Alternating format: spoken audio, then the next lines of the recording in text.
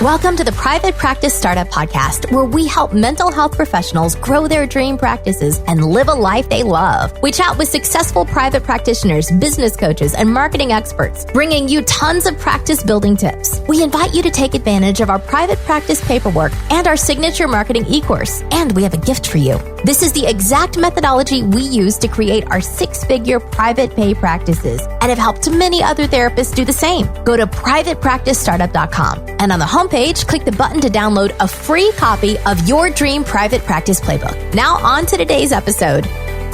Hey, everybody. Welcome back to another episode of the Private Practice Startup Podcast. I'm one of your hosts, Katie Lemieux, and I'm here with my co-host, Kate. Hey, everybody. We're excited that you guys are with us. And, we've been podcasting for so long. Like, we have sometimes first-time guests, and then we have guests that come back again. And actually, this is one of our guests that we've had on before. But we're really, really excited for her today and what she's going to be talking about, but not just because about what she's talking about, but it sometimes takes moving a mountain to write a book. So we're proud of her and all of her accomplishments. But before I reveal who is with us today, we hope that you guys joined us last week as we had Michael Ashford from The Receptionist on talking about the 3 most effective ways a visitor check-in system can help your practice. I'm all about technology leveraging and how those different things can really assist us and support, client care, our care, all that stuff. So definitely check out that.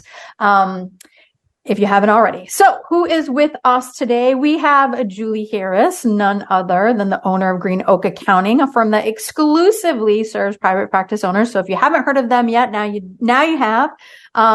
Julie and her team have implemented Profit First with hundreds of clients and have seen the system transform practices from struggling to profitable.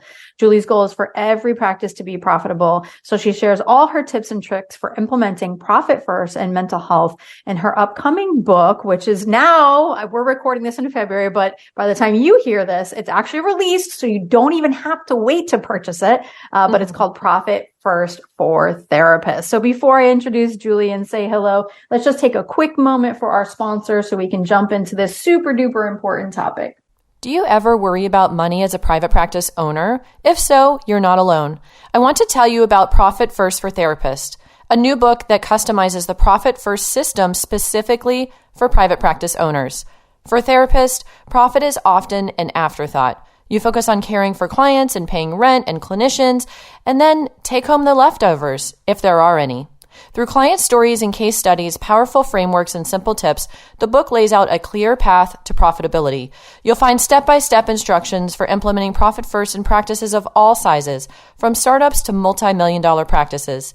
It will leave you feeling empowered to look at your finances instead of just crossing your fingers and hoping for the best.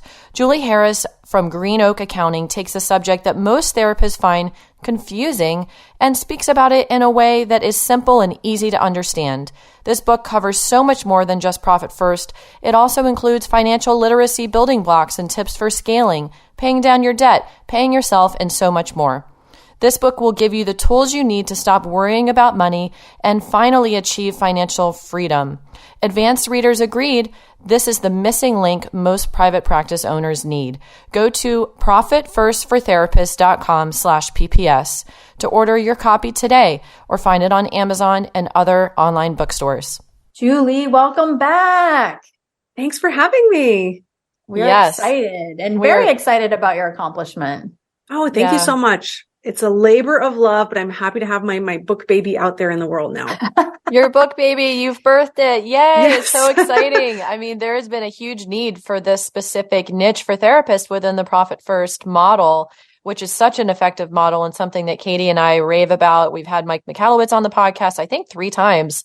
And it's great to have you here talking about how you help therapists in the book and how therapists can implement Profit First in their practice. So thank you. Yeah, I mean, I love the Profit First system, but one of the questions that we got so often from our clients who wanted to implement Profit First is, I read the book and I love it and I want to do it, but like, how exactly does this work? Like for my therapy practice, right? Like what are the logistics, the nitty gritty? And so I felt like there was such a need to clarify some of that, where it's a great, great book, but like when it's specific to your industry, there's just so much more that we can pack in there too on like best practices and tips and like just logistics of how we see things moving. Nice. So I'm curious, how did you meet Mike Michalowicz first? I am and my team is, we are profit first professionals. So we are kind of in that ecosystem and do, profit first events, where, Mike is there. So that's kind of how this whole thing got started. Very, very cool. So for those who are just hearing about Profit First, which if you are, I'm surprised, but that's okay. Julie's going to give you kind of the, down and dirty of what is Profit First. Yeah. So one of the interesting pieces of Profit First is that it turns the accounting equation upside down. So hopefully most business owners have looked at their profit and loss at some point. I really hope so. But your profit and loss is basically showing income minus expenses equals profit, right? So that's kind of the traditional accounting equation. So what Profit First does when we turn it upside down is we look at income minus profit equals expenses. So from the very beginning, we're carving out a piece of the pie for profit and then making that amount available for expenses a little bit smaller. So when you carve out Profit First, you're usually just going to make it work. But when you wait to see kind of what's left at the end of the day or the week or the month, you're just taking home the leftovers. And honestly, business owners deserve better than that. So by taking your profit first, you can make sure that your business serves you, because it has to, right? That's a sustainable model for a business to be able to serve the business owner. I love it. And I always often find a lot of things about business overall feel somewhat counterintuitive, right? So I love things that are kind of like, well, if you reverse this, then it actually works. And that's really what Profit First is about, right? Because we're not really taught that. Well, we're not taught to be business owners in school, that's for sure. And then when we become business owners, we just kind of hit the ground running, trying to do anything to make our business work, and we become exhausted by it. So, and I feel like it kind of, with therapist mentality of always putting the clients first, always being trained to put everybody else first, they put themselves last so often when it comes to self-care, when it comes to their schedule, when it comes to paying. Maybe they pay all their team members first, or if they're a solopreneur, maybe they are, not having anything left after expenses to take care of their own needs. And so to flip-flop that and make sure that therapists are putting themselves first and their needs for their lifestyle, their family, and all of that. And it's just like a mind-blowing, huge difference that this can make to having sustainable, thriving businesses for the long term. So where should we start with this today, Julie? Yeah, well, so I think we could start with the core principles of Profit First. So there are 4 core principles. The first one is to use a smaller plate, right? It's a little bit like a nutrition principle. When you're eating from a smaller plate, you just tend to naturally eat less. When you have all of your money in the business in one big bank account, that's kind of like a really big plate, right? It's like an overflowing plate at the buffet. It's like everything's mixed in there. So when you use a smaller plate, you can actually see what's available to you. When you're looking at your big bank account, it's easy to feel like, oh, I'm rich. I've got all the money in the world, because what you're not considering is some of that money needs to be earmarked for taxes. Some of it is for payroll next week. Some of it is for your rent payment that's due in a few weeks, right? There's a lot of little pieces, or maybe I haven't paid my liability insurance that's just once a year, right? So there's little bits and pieces that are allocated for other things. But when it's just in one big pile of cash, it's really hard to know what is going where. So by using smaller plates in the form of bank accounts, that's the core principle number 1 of Profit First. We're just naturally going to consume less money by using a smaller plate. Principle number 2, serve sequentially. Principle number 3, we remove temptation. And so by pulling tax money out into its own separate account, by pulling profit out in its own separate account, we're removing that temptation to spend. I interviewed a lot of practice owners as I was writing this book. And one thing that I heard from almost everyone is when I used to see one big bank account and all that cash, I feel like, ooh, I've got all this money. Let's go spend. But when you see it in a separate bank account that's earmarked for tax or for profit, you know exactly what it's there for. And you remove that temptation of like, oh, well, let me just go buy this one thing. And then last but not least, we enforce a rhythm. So there's transfers of money that go to these smaller plates on a regular basis. But that is in a 2-minute nutshell, the principles of profit first. So one of the big pieces here is that we're using multiple bank accounts instead of one bank account to kind of trick your brain into naturally consuming less. This is perfect for therapists, right? It's like profit first psychology. Yes. Yeah. Well, and it really goes back to Parkinson's law, right? Where Parkinson's law says like your demand will expand to meet the supply, right? If there's a big supply of something, demand will expand. And that's, we also see that in just spending habits, right? If you were in college, you have not a lot, you probably had, if you were like me, at least a small budget, you just kind of make that work. Then the more your budget expands over the years, you find ways to spend that money. You really, really do. And so if we're naturally making the supply smaller, it just is going to affect spending. But the other consequence is that it really makes it a lot easier to pinpoint where the issue is in the practice. Like if it's in operating expenses, is it in payroll? Are you trying to take out more money as an owner than the business really can sustain? Like it really helps you pinpoint where is the crunch here so that you can then tackle that issue first. As you say that, I'm just kind of thinking about Mike Michalowicz's other books, and he's just, I don't know, he's a genius, and he talks about like the bottleneck. And right now I'm at a place in my life and my businesses where I'm taking a step back and looking, right, and taking kind of more of an objective view. And I remember when I introduced Kate to the idea of profit first, and we decided to implement it. For me, being someone who has always historically been a money saver, right, that money, even when I wanted to spend it and had it, it felt like somewhat restrictive because it was like, well, do I really need that? I don't need that. So there wasn't this joy of energy around money, right? And when we implemented Profit First and there's the bonus, at every quarter, that was really amazing. And I remember it was very like exciting, and Kate and I would celebrate that and be like, bonus checks, back when we were writing checks, and it was just exciting. So talk a little bit about the bonus. Yeah. So some of the bank accounts that you're going to set up, the foundational bank accounts with Profit First, you're going to have an income account. That's where all the money's coming into the practice, into that income account. Typically, your existing checking will become your income account. Then we have operating expense account. We have payroll. If you have a team, you would have also a payroll account. Then we have profit and tax, right? So you're going to have those, all of those bank accounts. So in the profit account, you're going to allocate a certain percentage of your income to the profit account every time you make transfers. So then money's just going to keep growing there, and it's going to accumulate. It's one of the two accounts that just keeps growing, keeps getting bigger. And so at the end of each quarter, then you're going to take half of that income and take it home and do something fun with it. It is not meant for like paying your credit card or, like the day-to-day expenses. Ideally, in an ideal world, that's not the money you're using to put food on the table for your, for your household, but it's for doing something fun. And I love always hearing all the fun things that people do with that money. So I have a question for the two of you. What have you done? What fun thing have you done with your profit distribution? I mean, vacations, house fund, renovation fund, that type of stuff. I love it. For me, I'm actually, I really wanted to go to the Canadian Rockies, and my mom had sent a thing about there's rail trips. So like part of the trip is by train with these like glass tops. So it's like this, you can see everything.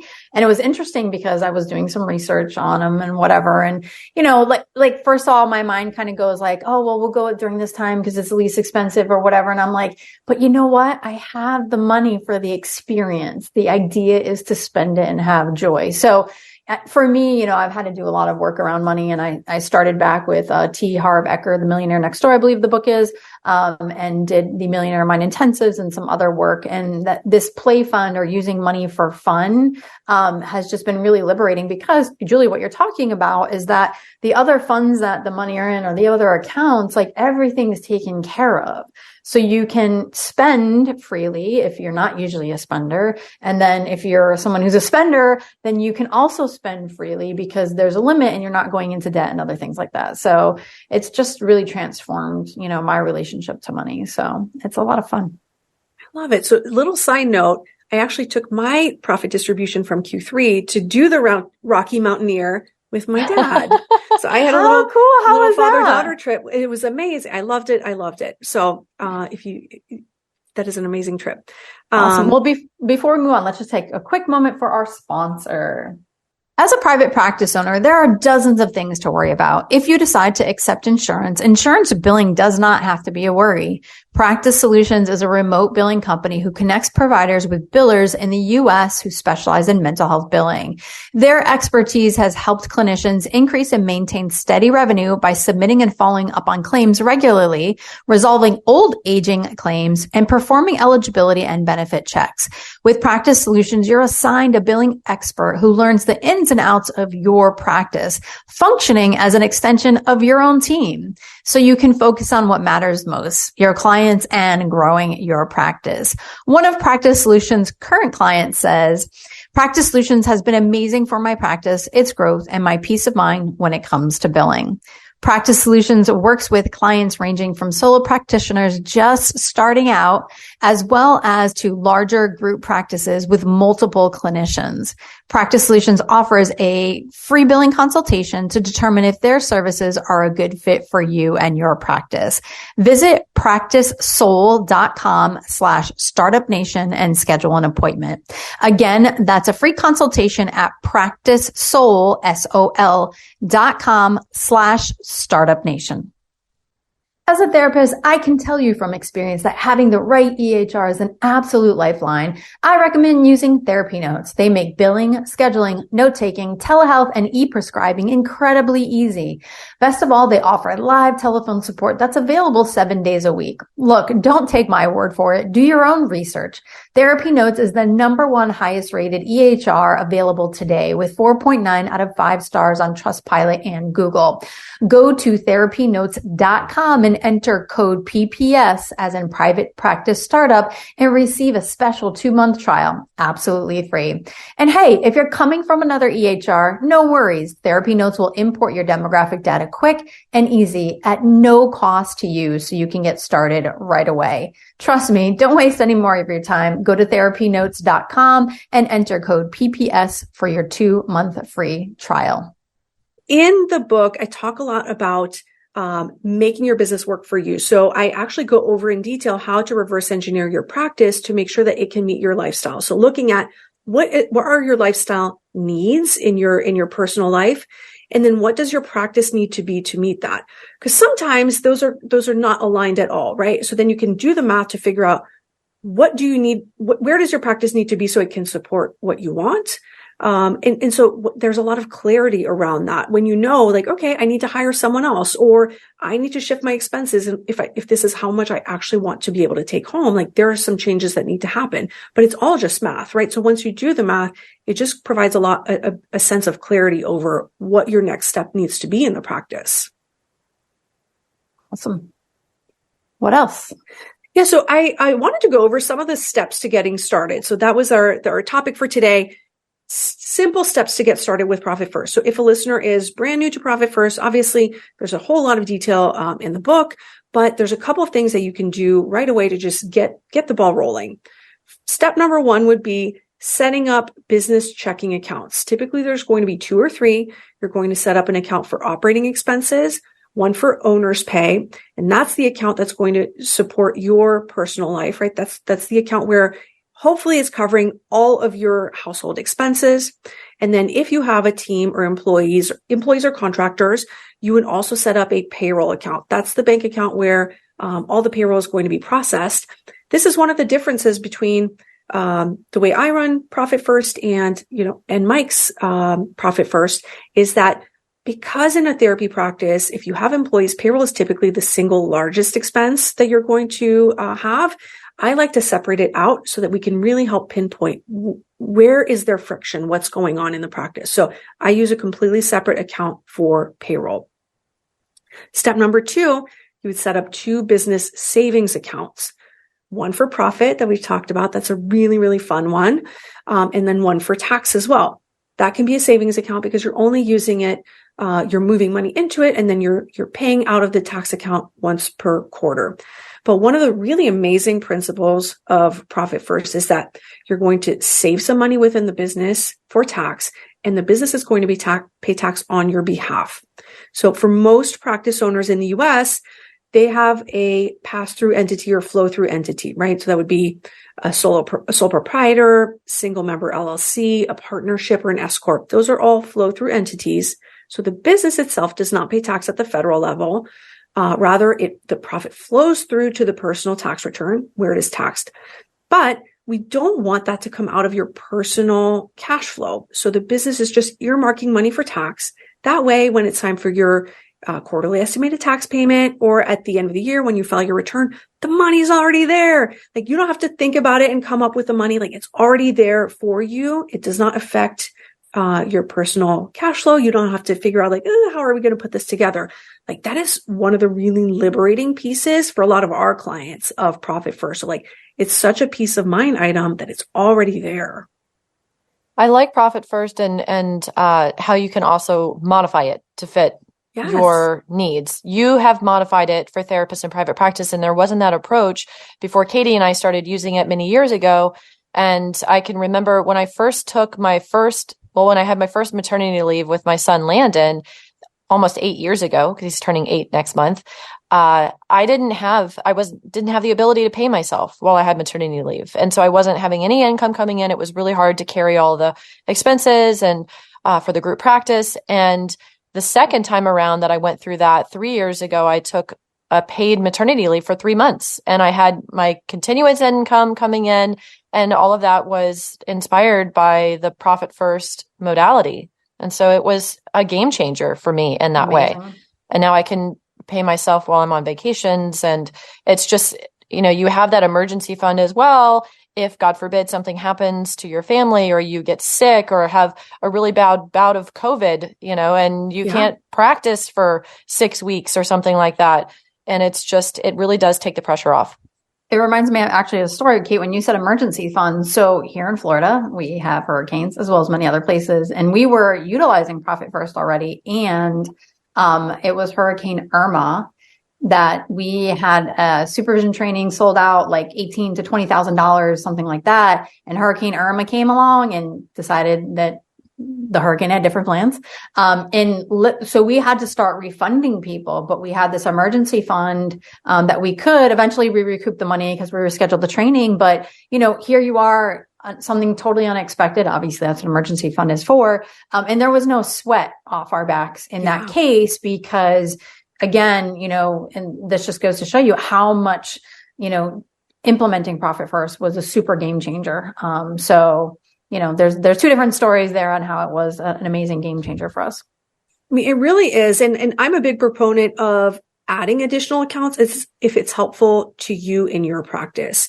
So in the book, I talk about, for example, an emergency account, which doesn't exist in the original Profit First. But I find for a lot of our clients, especially those that maybe have salaried team members or are insurance based, there are some things that are just not in your control, right? If an insurance company stops paying, like, it's not that you did something wrong. Like, it's not fun.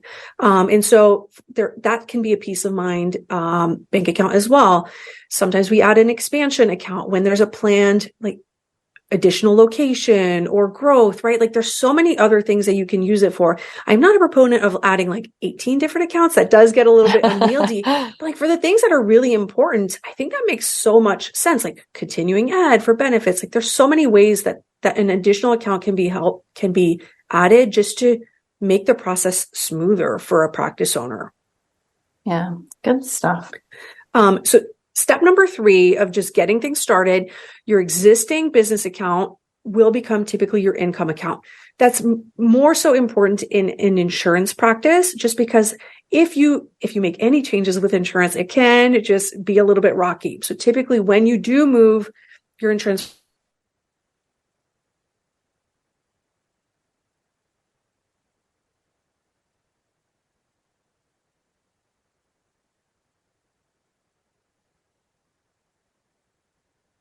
credit card payments or your dues, like that's easier to change to a new account. So your existing account becomes your income account. Then step number 4, we have to determine what your target allocations are. So we look at typically percentages. And so in the book, and we will have a little freebie for you at the end, we provide target allocations specifically for private practice, depending on the size of a practice. So we have allocations for solo practices, a small group, a medium group, a large group. So anywhere from like $0 to $5 million in revenue per year. We've got some targets for you that are ranges. So you can kind of go in and have a sense of like, what's normal? Where should I be? I want to spend a little more here, spend a little less there. We have all of that for you. Step number 5 is to complete the instant assessment. That tells you where exactly you are today. Where does your practice stand today? How much are you spending on payroll? How much are you spending on operating expenses? It shows you where your practice is so that you can decide how you get to your targets. Then you decide on a frequency of transfers. That's step number 6. So you might transfer funds every week, every other week, twice a month, once a month. I provide a little more options there as well, because I find that the cadence of private practice does tend to lean itself better to a weekly or biweekly transfer. That's just my opinion. So most of our clients, for example, move money either weekly, like every Friday, for example, or every other Friday. Like that just tends to work really well. It's always on a weekday. You know when it's going to be. It's not on a weekend. It's easy to do. And then you make your initial transfers. So once you've figured out where your practice stands, you move your money into the various bank accounts, and then you get started. That's it. Simple as that. Awesome. Love it. And what else haven't we covered in our discussion today, Julie, that we want to hit on? Well, I think there are a few different key drivers to success in starting Profit First.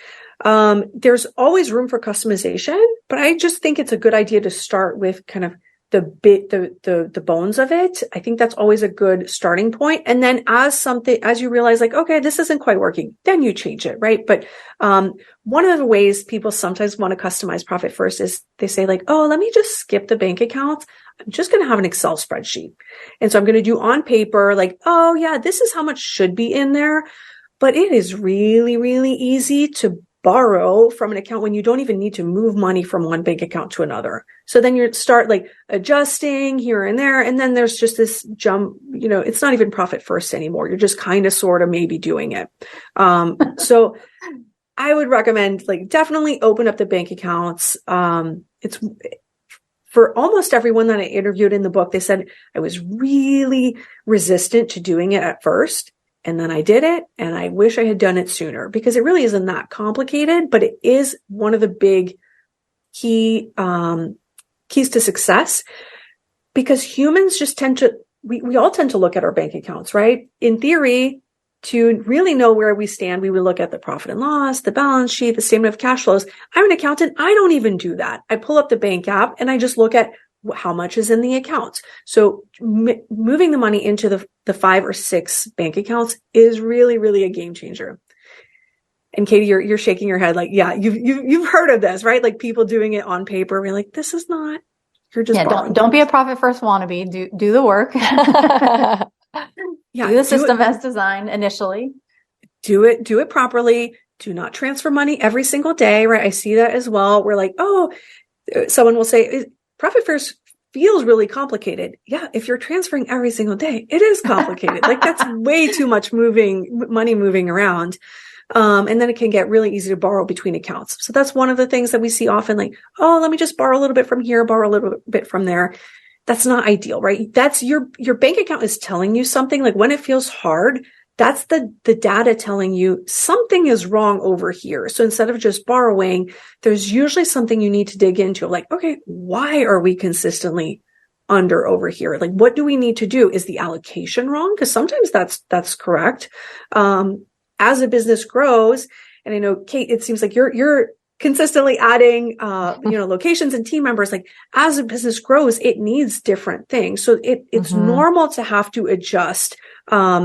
Like you probably adjust fairly regularly in your practice, right?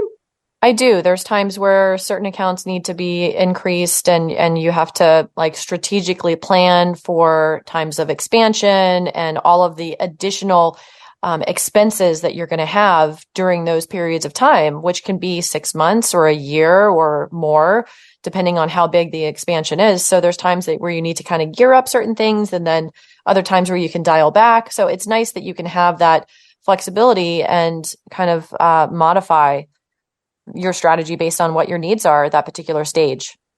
Yeah. A lot of our clients during that time of expansion, right? Like just ramping up into it and during the expansion, it's not unusual for their profit or owner's pay sometimes to be a little bit lower, because it's hard for all the things to coexist at the same time, right? For profit to stay, exactly where it's always been. And you're also paying for all this stuff. Like it's normal, but if you can kind of see it that way and plan for it, then you can decide, like, does this make financial sense? Can your household still be taken care of and do this thing? And sometimes the answer is not right now. So then it gives you data as well, right? It tells you what is going on. Yeah. So profit first on paper almost never works. Don't borrow. Look at what is going on. Only borrow in like complete necessity. And then change over time. Those are some of the big key items that I would say, will ensure success for profit first. Like it's not set it or forget it. It's a journey, not necessarily a destination. There's always adjustments that need to be made. Within the process, we typically look at allocations every quarter to see, does a change need to be made? Does this still make sense?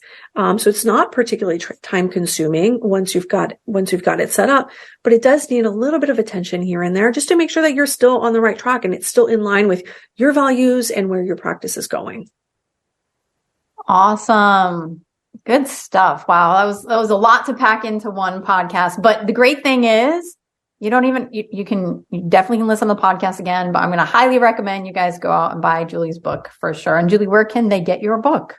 Yeah, so it is available in most online booksellers, so Amazon, Barnes & Noble. It is also on Audible and Kindle as well. Awesome. And Julie shared that she just finished recording the full audiobook that took 14 hours. She finished yesterday, and amazed that she has her voice for this podcast today. But the book again is Profit First for Therapists by Julie Harris, and that's Herres. Definitely grab the book. But I know, Julie, will you have a giveaway for our audience? What is that? I do. So if we have a free copy of our Profit First Getting Started workbook. So we go over the 7 steps that we went over today. It also includes a detailed checklist, the target allocations that I mentioned, the instant assessment. So if you go to profitfirstfortherapists.com/PPS, that is lowercase PPS, you can get that workbook for free. So go check it out. Awesome. And Julie, what do you want to make sure our audience most takes away from your message today? Yeah, I wrote this book because I really do believe every practice deserves to be profitable.